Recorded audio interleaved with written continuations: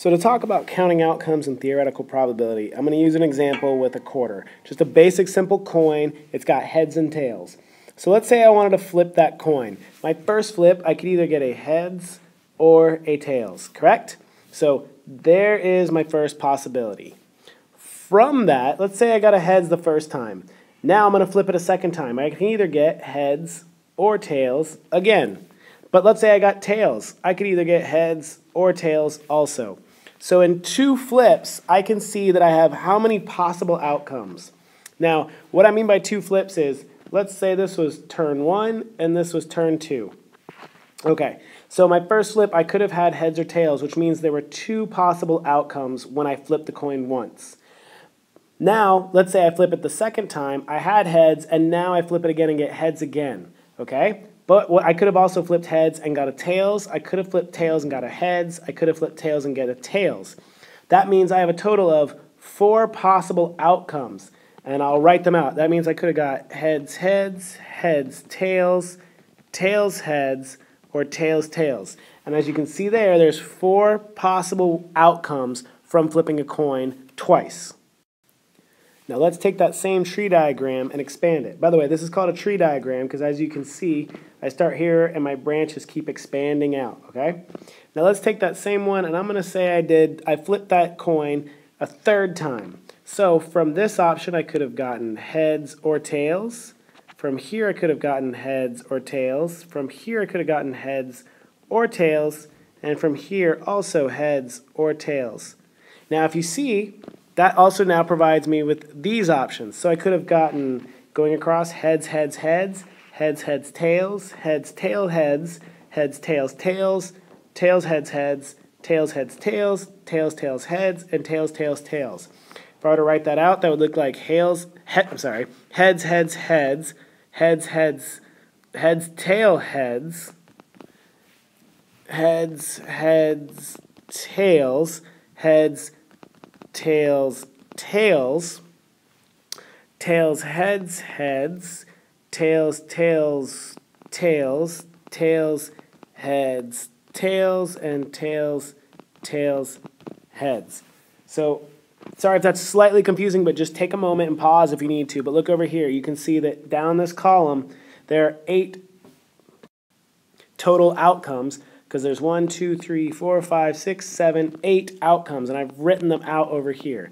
There's 8 possible ways to flip that coin 3 times.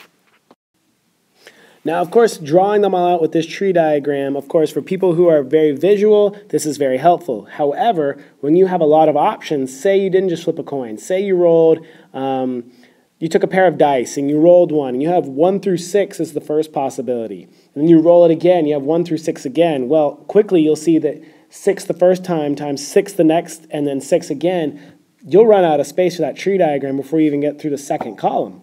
So we could do something called the counting principle, which is you multiply. So I say the total number of choices for my first was right here, was 2, correct? Now, based on that, how many were available choices the next time? If I flip the coin, I still am only available with heads or tails. So that's still only 2 choices, because again, like I said, right here is heads or tails. Here, I could either flip heads or tails. Now, let's say, again, for my third, I could get heads or tails. So what I'm saying is heads or tails times heads or tails times heads or tails. And let's look at that. What is 2 times 2 times 2? Well, 2 times 2 is 4, times 2 is 8. How many choices did I say, or I'm sorry, how many outcomes did I say are available? There were 8 possible outcomes, and there it is. That's called the counting principle, when you multiply the number of possible outcomes in each turn. So right there, each turn, the total possible outcomes, you could have flipped the coin, only gotten 2 outcomes. And without drawing the diagram, I'll show you what I mean. When I said when I would roll the dice, if I took one of those and I rolled it once, I have 6 possible outcomes, correct? I could get a 1, 2, 3, 4, 5, or 6. Now I take that same dice and I pick it up and I roll it again. How many possible outcomes are there this time? You should say I could get 1, 2, 3, 4, 5, or 6. So there's 6 possible outcomes. So my first roll, I could have got a 1 through 6. My second roll, I could have got a 1 through 6. Let's say I go for a third roll. I would do 6 times 6 and again times 6. Okay, but let's go back and look right here. If I said I were to roll that 2 times, I would do 6 times 6 and say there are 36 possible outcomes. And like I said, if I were to draw a tree diagram, you'd look like this. 2, 3, 4, 5, 6. And you'd be like 1, 2, 3, 4, 5, 6. I mean, this is messy, but you get the point. Then I would do the second term would be 1, 2, 3, 4, 5, 6, 1, 2, 3, 4, 5, 6, 1, 2, 3, 4, 5, 6, and so on and so forth. Ultimately, what you would see down this right here would be 36 possible outcomes.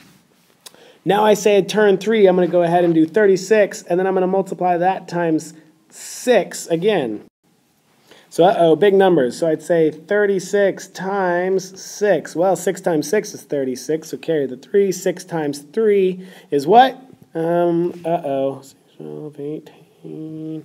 18 plus 3 more, 216? I hope that's right. Well, let's say it is. So now I have 216 possible outcomes from rolling the dice 3 times. Let's say we're going to make a monogram, okay? And I'm going to do a 2-letter monogram. So I'm going to say it's this. Here's my monogram. It's really nice and fancy. I think I'm going to get it on all my towels. So how many possible choices are for my first letter? You should be able to tell me there's 26. I think that's the number of letters in the alphabet. Then we're going to say for our second letter, how many choices were there? There were 26 possible choices, 26 possible outcomes. I multiply them together. That means the total possible outcomes available, 26 times 26 is 676. That means the letter combinations available for just a 2-letter monogram would be 676. But let's say I were going to make this a really fancy monogram and I was going to do my full name like that. Again, I think that one might even be better and I might stick that on all my washcloths. I don't know. We'll see. So I'll take that number and then multiply that times another 26 because there's another 26 possible outcomes. Multiply that together and I get some sort of huge crazy number. No, it really is 17,576. Who thought there'd be that many possibilities when you're talking about making your own monogram? So I'm going to go back to my heads or tails example and I made my little tree diagram there. When I talk about sample space, that's a list of all possible outcomes. And this tree diagram really helps me to represent all sample space available. So that helps me calculate the probability. Specifically when I talk about probability, now I'm going to talk about theoretical probability. Theoretical probability is, I'm going to write it out for you. The theoretical probability would be the number of favorable outcomes. That'll make sense in a second. Favorable outcomes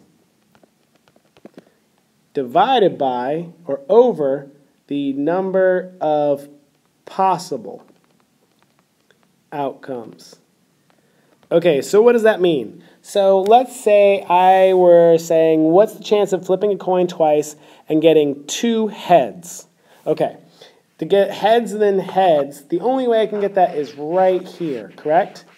That is only one of my outcomes. That's one outcome that I want. That's favorable, meaning what's what I want. That's in my favor. So the only one available is 1. How many possible outcomes are there? Well, if I count them up, I'd say there's 1, 2, 3, 4 outcomes, correct? So the theoretical probability of getting heads and heads, or getting 2 heads, would be 1 in 4, correct? If I were to say the theoretical probability of getting 2 tails, again, that would also be 1 in 4 because it would be right here is 2 tails. Okay, now what if I said the theoretical probability of getting heads and tails? All right, let's look at it. Right here is heads and tails. Right here is heads and tails. Now this is tails and tails on the bottom, so that doesn't count. So I cross those off. Up here is heads and heads, so I cross those off. So the only 2 are right there. So the number of favorable outcomes are how many? You should be able to say 2. There's 2 outcomes there that I want. Out of a total of how many possible outcomes? There were 4. So I'd say there's 2 to 4 or 1/2.